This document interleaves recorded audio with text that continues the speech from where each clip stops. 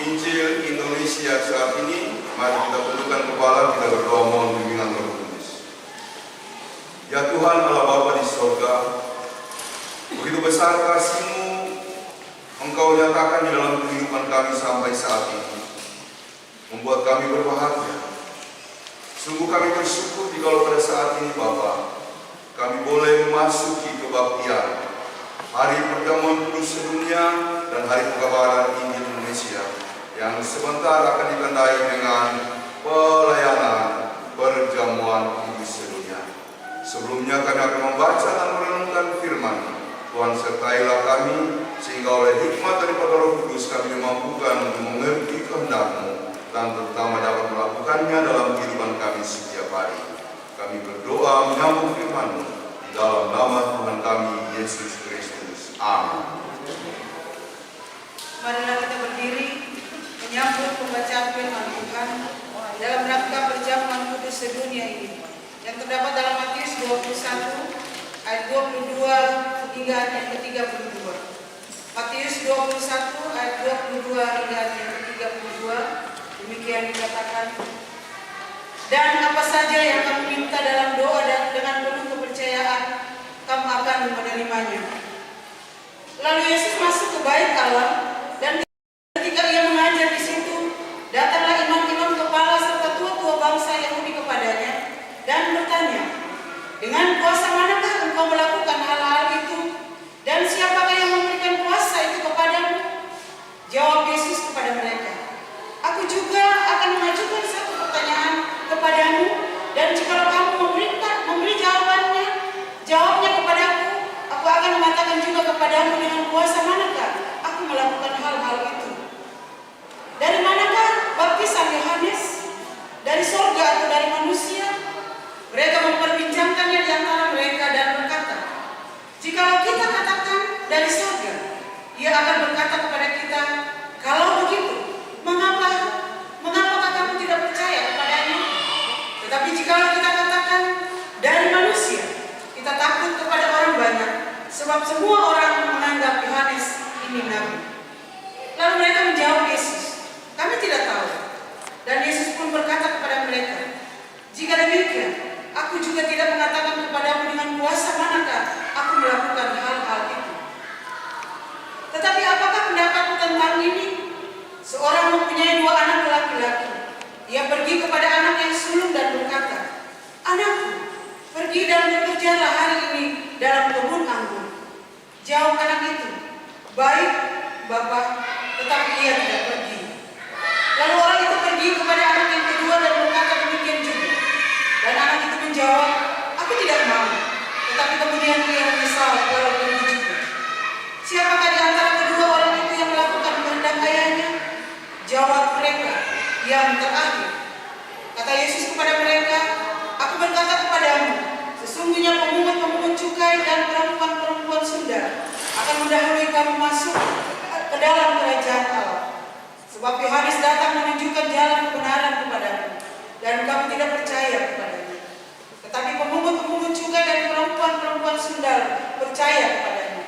Dan meskipun kamu melihatnya, tetapi kemudian kamu tidak menyesal, dan kamu tidak juga percaya kepadanya.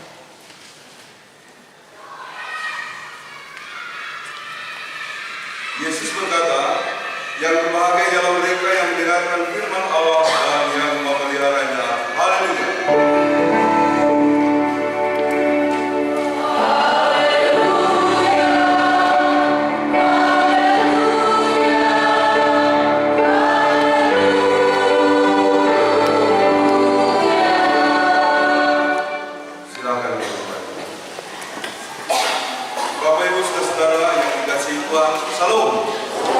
Salam sejahtera untuk kita semua yang mengikuti ibadah ini secara onsite di sini ataupun yang mengikutinya secara live streaming. Ada sukacita?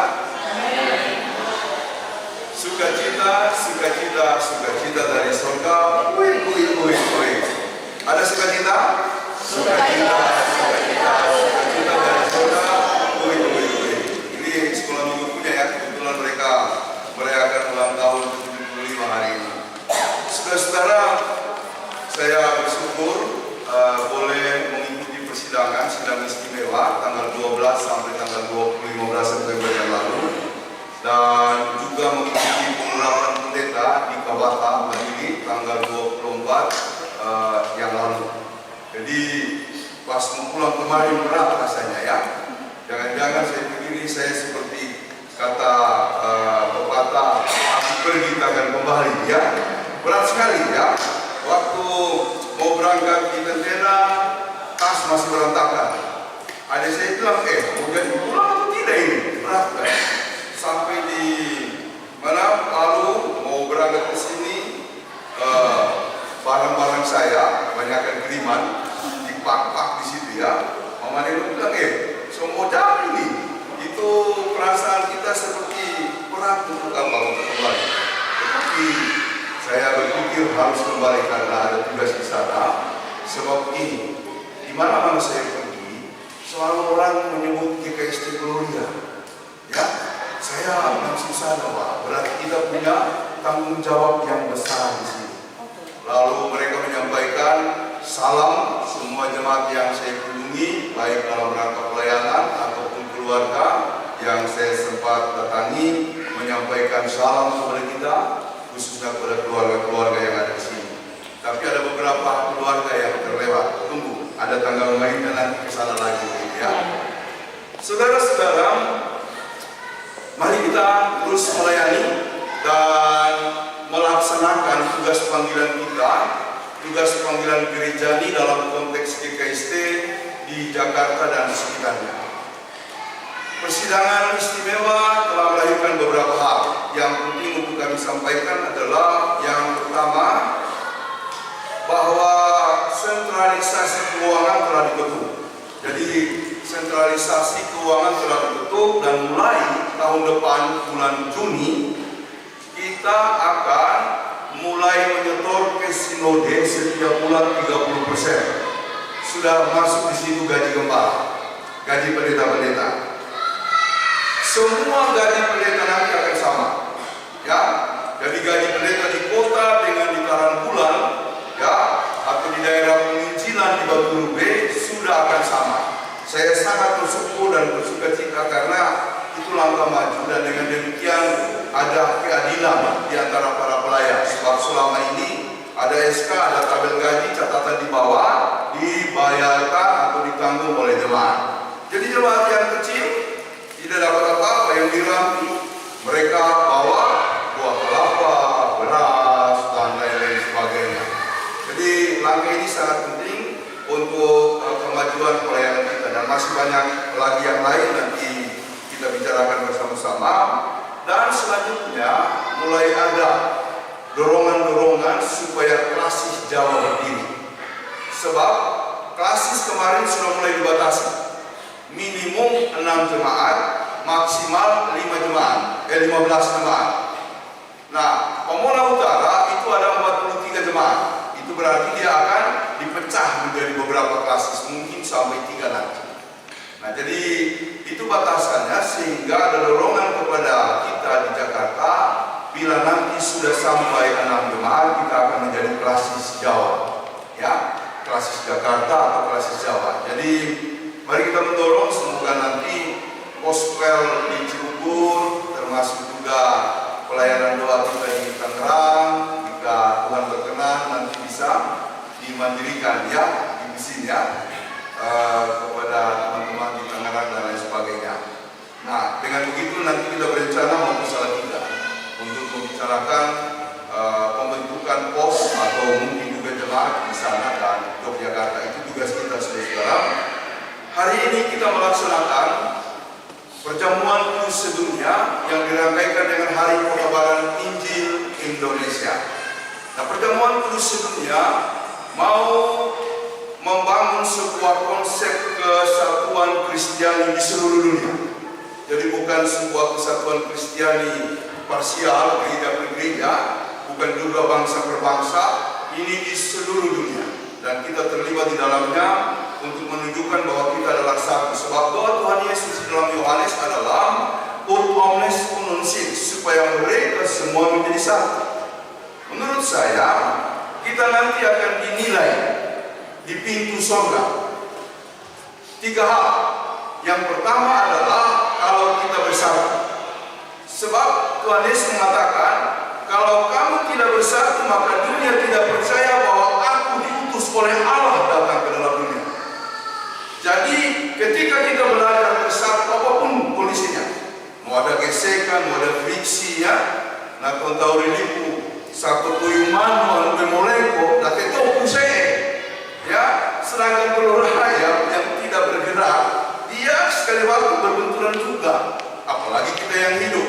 Tetapi kita harus tetap bersatu, sebab ini pertaruhan kita, ini ujian iman kita, bahwa kalau kita bersatu, maka dunia akan percaya bahwa Yesus Kristus adalah Tuhan dan Juru Selamat. Yang kedua, yang kemudian menjadi batu ujian tentang keselamatan kita nanti kelak adalah bagaimana kita saling mengasihi. Tuhan Yesus mengatakan, aku telah memberikan perintah baru kepadamu dalam 1 Yohanes, supaya kamu saling mengasihi sama seperti aku mengasihi kamu. Barang siapa mengasihi sesamanya, ia akan masuk dalam kerajaan Allah sebagaimana aku mengasihi kamu. Jadi itu kriterium kedua. Kalau kita mau belajar atau bicara tentang keselamatan. Jadi keselamatan bukan soal berdoa saja, bukan soal pelayanan, tapi yang pertama-tama harus kita buktikan dari persatuan. Saya berharap GKST Gloria apapun kondisinya tetap dalam koridor kita ini sangkopo, mari kita bersatu bersama. Yang kedua, terus mengasihi sesama, saling mengasihi. Mau dia melakukan sesuatu yang menyakiti saya doakan dia. Saya mengasihi kamu saudara. Yang ketiga, kriterium yang penting untuk kita ingat dalam memahami dan menandaskan jalan keselamatan kita adalah apapun yang kamu perbuat untuk saudaraku yang paling hina, kamu melakukannya untuk. Maka itu kita terus berpikir bagaimana baksos kita berjalan. Ya, baksos kita pada perayaan Paskah dan baksos kita nanti menjelang Natal. Jangan berhenti, jangan berputus. Sebab hidup ini harus memberi.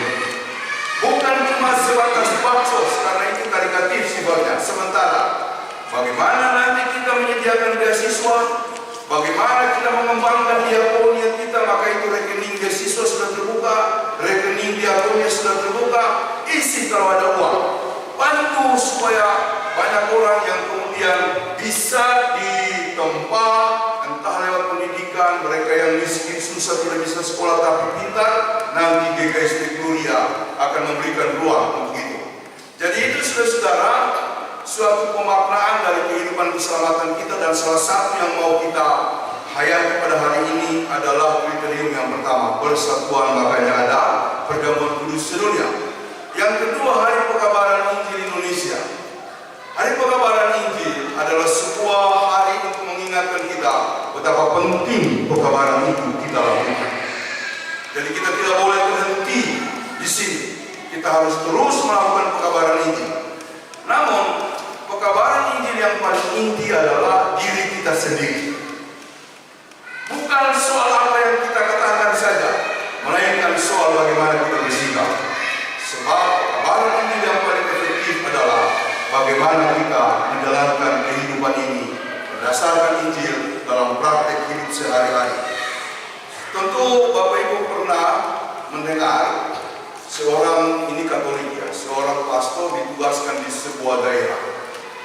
Dia melayani penuh kasih. Kebetulan daerah itu baru dibuka dan orang-orangnya baru berpindah ke Kristen dari agama kuno, agama suku. Lalu pastor ini melayani, mengunjungi, menolong mereka, mendoakan mereka. Sekali waktu anak-anak sekolah minggu di dusun itu diminta untuk bergabung di kota. Ada perayaan sekolah minggu, lalu mereka diajak untuk ikut di situ. Nah, ketika guru sekolah minggu mulai mengajar, dia mengajukan pertanyaan, anak-anak sekalian, siapakah orang yang baik dalam hidup ini, yang datang ke dunia untuk menolong kita, mengasihi kita, dan seterusnya? Anak-anak itu di dusun mengatakan, Pastor Frans Guru. Pastor Frans Guru itu adalah pastor mereka. Ya kan? Padahal yang dimaksud oleh guru sekolah minggu di kota itu adalah Tuhan Yesus. Tapi anak-anak punya image tentang Pastor Frans adalah seperti yang disebutkan oleh guru sekolah minggu itu. Dia baik, dia mengasihi, dia menolong sesamanya di kampung kami. Itulah pekabaran Injil yang paling nyata melalui kehidupan kita. Jadi saudara-saudara yang dikasihi oleh Tuhan Yesus Kristus, oleh karenanya firman hari ini diberi tema perintah Allah yang lakukan. Perintah Tuhan, tidak ada lagi statement yang lain, hanya satu ini, lakukan. Ya, lakukan. Saudara-saudara, pembacaan tadi berisi dua hal. Yang pertama mengenai pertanyaan para orang-orang Yahudi kepada Yesus. Ketika Yesus melakukan banyak perkara, mujizat, dan mengajarkan luar biasa, orang tercengang-cengang. Lalu kemudian mereka bertanya begini, Guru, dengan kuasa apakah atau siapakah engkau melakukan ini? Dan Yesus tahu orang-orang Yahudi ini sedang menjebak dia.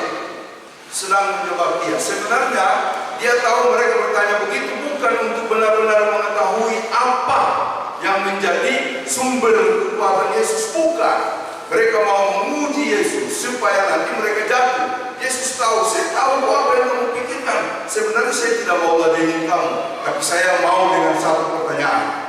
Jawab dulu pertanyaanmu, baru saya akan menjawab pertanyaanmu, yakni persoalan Yohanes. Karena persoalan Yohanes sampai Yesus hadir itu tidak selesai. Ada yang mengakui dia utusan Tuhan, kuasanya adalah berdasarkan Tuhan. Ada yang mengatakan dia manusia biasa saja. Lalu kemudian Yesus bertanya kepada mereka, aku bertanya kepadamu, dengan kuasa siapakah Yohanes melakukan baptisannya?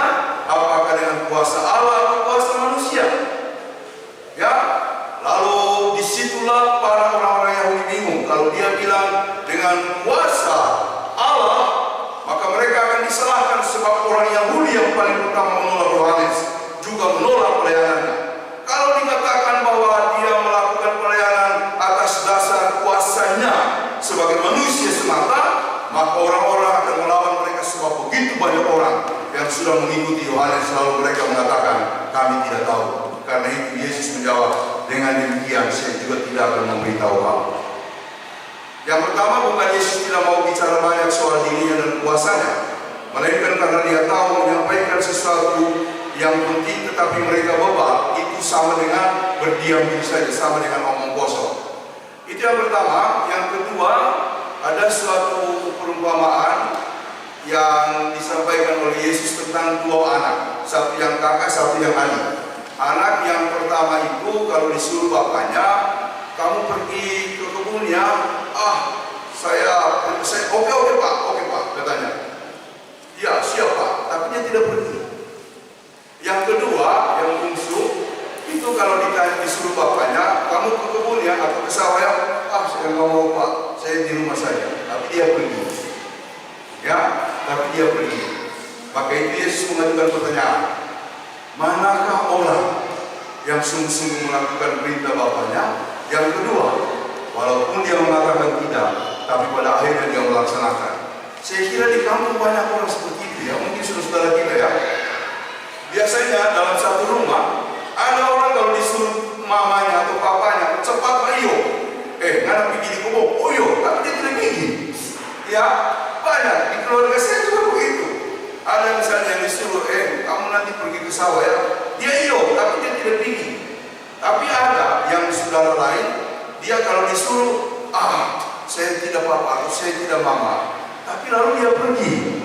Mungkin dia merasa menyesal ya kalau dia menolak. Jadi apa yang disampaikan oleh Tuhan Yesus ini mau menggambarkan kondisi waktu itu, tetapi dia berdasarkan pengalaman itu mau berbicara soal kerajaan surga.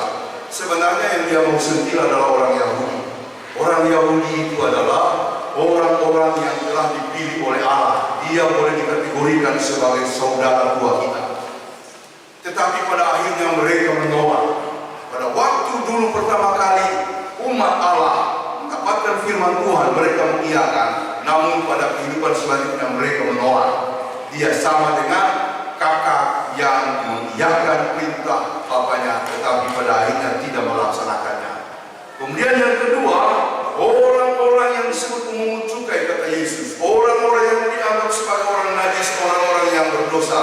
Mereka memang pertama-tama tidak mau menerima firman Tuhan, tapi pada akhirnya mereka bertobat. Mereka lah yang akan masuk dalam kerajaan Allah, sebab mereka lah yang melaksanakan perintah Bapaknya.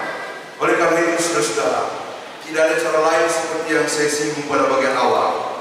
Mari kita melaksanakan perintah-perintah Tuhan. Karena setiap kali kita melaksanakan perintah Tuhan, Injil disebarkan, Injil diwatakan. Bagaimana melaksanakan perintah Tuhan? Lakukan dengan sungguh-sungguh. Lakukan dengan sungguh-sungguh. Karena apa yang kita lakukan hari ini, itu nanti akan menghasilkan buahnya di masa yang akan datang. Termasuk pelayanan saya, pelayanan Mama Abel sebagai prokantor dan Sita. Ya, Sita salam dari Mama ya, kemarin ya. Mana Andre? Dari Anggona kemarin, saya sempat singgah begitu ya. Kalau waktunya cukup kemarin mereka mau buat duit buat saya ya, tapi tidak sempat. Lakukan tugas-tugas ini, termasuk teman-teman majelis dan semua kita yang mendapatkan pelayanan. Itu akan kita alami, rasakan buahnya di masa yang akan datang. Kalau pelayananmu tidak beres, maka buahnya tidak beres di masa yang akan datang. Kalau kita melakukan pekerjaan tidak becus, maka di masa yang akan datang tidak becus. Bila mana kita melakukan dengan sungguh-sungguh hari ini, kita akan mendapatkan buahnya di kemudian hari kelak sebagai buah yang indah dan menawan. Ini bukan janji omong kosong, tapi ini janji Alkitab sendiri kepada kita. Pernah dengar mengenai seorang tukang yang dipercayakan oleh seorang kaya membangun sebuah rumah? Nah, jadi ceritanya begini. Ada seorang tukang dipanggil oleh seorang kaya.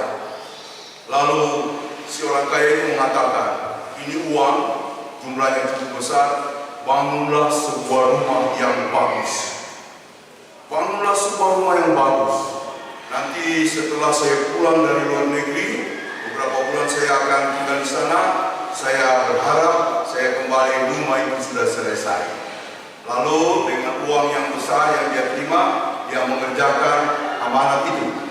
Dia membeli barang, lalu kemudian dia membuat semuanya, pasir, material dan lain-lain dia sediakan. Tiba-tiba muncul keinginan jahat. Kan tidak ada. Dia yang meminta seorang kaya ini kan tidak melihat saya. Ya, kan tidak apa-apa kalau saya mengambil keuntungan. Dan apa yang terjadi?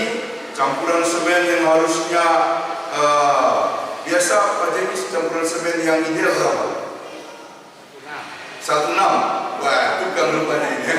Tukang rupanya ya. Papa Alan, betul satu anak yang ya, oh satu anak betul ya. Berarti dia tukang yang jago ini ya.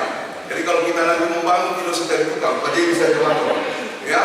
Dia tahu betul itu satu anak. Tadi saya kira 1 3, satu anak ya. Satu anak. Berarti saya membangun asal-asalan. Saudara-saudara, dia mulai coating yang 1,6 jadi 1,4. Panjang ukuran kayu yang harusnya 2 meter dia coating jadi 1,70. Semuanya dia coating dan dia mendapatkan keuntungan yang banyak. Tetapi rumah yang dia bangun tampaknya bagus sekali. Sehingga ketika seorang kaya itu kembali dari berlibur di luar negeri, dia menjumpai si tukang lalu mengatakan, Pak, ini kunci daripada rumah yang sudah saya bangun sebagaimana Bapak percayakan kepada saya. Setelah si orang kaya menerima kunci itu, dia bilang begini, sesungguhnya rumah yang kau bangun itu akan kuberikan kepadamu sebagai hadiah. Sebagai hadiah. Setelah dia menerima kunci itu, dia pulang dengan menyesal. Kenapa dulu saya tidak bangun bagus-bagus? Ternyata ini rumah untuk saya. Dan itulah kita. Siapa melakukan sesuatu dengan mengcoating pekerjaannya, maka dia akan menerima buahnya di masa yang akan datang. Siapa yang bekerja dengan sungguh-sungguh perintah Allah dia lakukan, maka dia akan menerima buahnya benar sebagai buah dari kesungguh-sungguhannya. Tuhan memberkati kita. Amin.